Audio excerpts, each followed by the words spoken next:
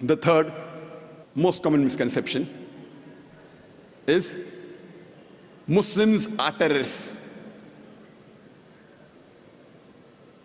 And after 9/11, you had the 7th July, that's the London bombing, and there was a common statement which said, all Muslims are not terrorists, but all terrorists are Muslims.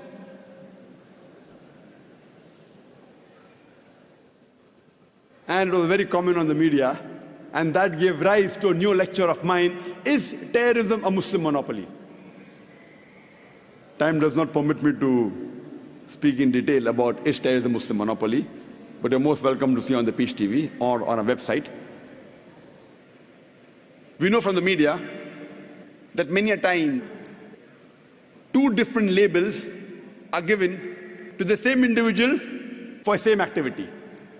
For example, more than 60 years back, there were many Indians who were fighting for the freedom of the country. These people, by the British government, they were called as terrorists. But we common Indians, we call these people as freedom fighters, as patriots. Same people, same activity, but two different labels.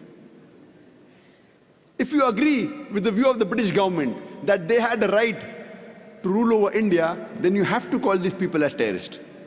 But if you agree with the view of the common Indians that Britishers came to India to do business, they have no right to rule over us, then you have to call these people as patriots, you have to call these people as freedom fighters. Same people, same activity, but two different labels. And I very often attend the media, and while having interaction with the Indian press, I asked them a question, that do you consider Bhagat Singh as a terrorist? So he said no. I said, why? The same Western media, when they call Bhagat Singh as a terrorist, you say no, he's not a terrorist. Why? Because you know the background of the history of India freedom. Even I consider Bhagat Singh as not to be a terrorist. But the same Western media, today, when they call Muslims terrorists, why do you agree? Have you done research? They start to laugh.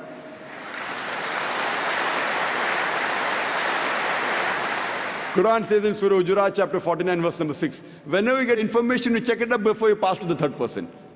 The point to be noted is that when the British government called Bhagat Singh a terrorist, you didn't agree. Now why do you agree with them? Why these double standards? And you have several such examples. When we read the history of the American Revolution, in 1775, during the American Revolution, George Washington, he was called as the terrorist number 1 by the British government when the Britishers were ruling America.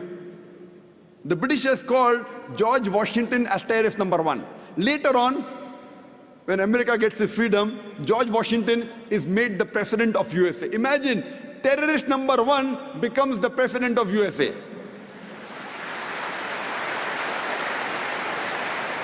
And he happens to be the godfather of all the presidents to come, including George Bush. And you find several such examples, several.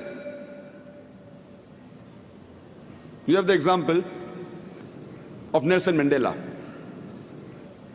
Nelson Mandela, several decades earlier, when South Africa was ruled by the white apartheid government, Nelson Mandela was arrested and was imprisoned in Robben Islands for more than 25 years. By the white apartheid government, Nelson Mandela was called as terrorist number 1.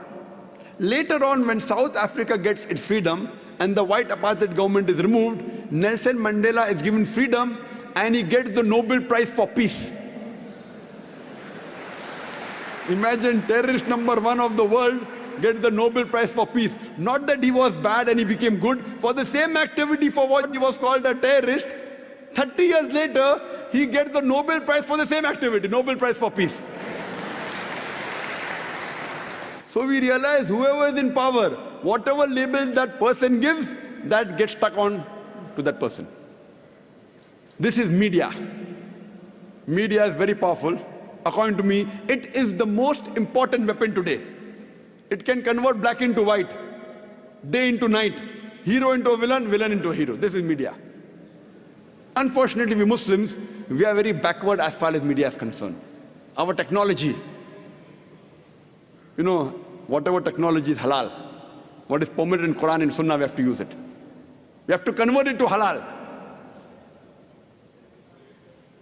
Television per se is not haram. I do agree, 99% things that come on television is haram. We have to convert the haram into halal. And that's how we have to convey the message of Allah subhanahu wa ta'ala. The best way today that you can convey the message of Allah subhanahu wa ta'ala is the satellite channel. It is the media. At least we can give shahada, we can tell on the day of judgment to Allah subhanahu wa ta'ala, at least we tried our level best to let the message of Islam reach every home, or at least as many homes as possible.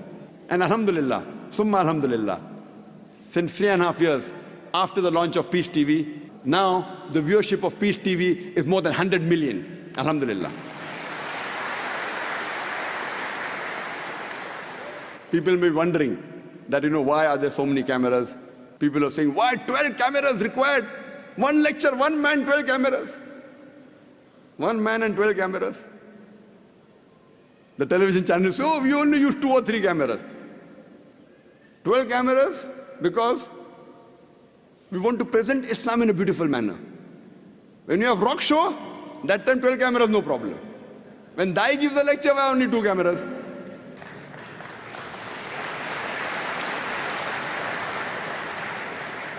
See, today is the age of science and technology. When we want to convince the youngsters, the media is taking them on the wrong track.